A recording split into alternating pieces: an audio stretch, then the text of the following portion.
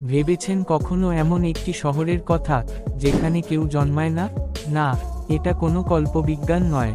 এটা একেবারে বাস্তব, একটি শহর যেখানে বিয়ে হয়, মানুষ কাজ করে, হাসে কাঁদে, কিন্তু জন্ম নেয় না কোনো শিশু। এই শহরের নাম মনাবি, অবস্থিত নেব্রাস্কার এক কোণে, আমেরিকায়।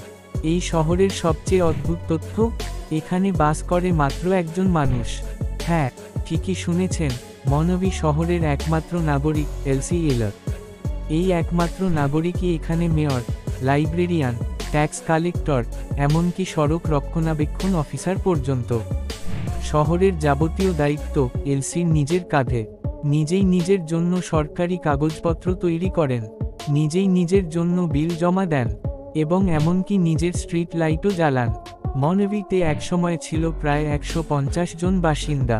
1930-এর দিকে শহরটি বেশ জমজমাট ছিল, কিন্তু সময়ের সাথে সাথে মানুষ চলে যায়, কারো মৃত্যু হয়, কেউ চলে যায় চাকরি বা জীবনের খোঁজে বড় শহরে। অবশেষে শহরটিতে শুধু এলসি থেকে যায়।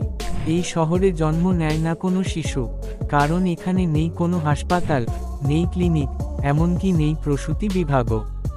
একজন মানুষের পক্ষে নতুন প্রজন্ম আনার সুযোগই নেই এখানে। এটাই শহরটির সবচেয়ে ব্যতিক্রমী বাস্তবতা। মনাবির সবচেয়ে উল্লেখযোগ্য স্থান হল এর লাইব্রেরি, যেটি এলসি তার প্রয়াত স্বামী রুডি র নামে তৈরি করেছেন। এই ছোট্ট লাইব্রেরি রয়েছে 5000 এর বেশি বই। রোজ নিয়ম করে তিনি এটি খোলেন, আর আগত পর্যটকদের স্বাগত জানান। মনাবি এখন এক প্রকার পর্যটন কেন্দ্র হয়ে উঠেছে। বিশ্বের নানা প্রান্ত থেকে মানুষ এখানে আসে, দেখে একটি শহর যেটি একাই চালাচ্ছেন একজন নারী। এলসি র দৃঢ়তা ও একাকিত্বের গল্প শুনে মুগ্ধ হয় সকলে। তিনি শুধু একজন নাগরিক নন, তিনি একটি সম্পূর্ণ শহর। মনাবি যেন আধুনিক পৃথিবীর এক নিঃসঙ্গ কবিতা, যেখানে মানবতার চিহ্ন এখনও টিকে আছে এক নারীর অদম্য ইচ্ছাশক্তিতে।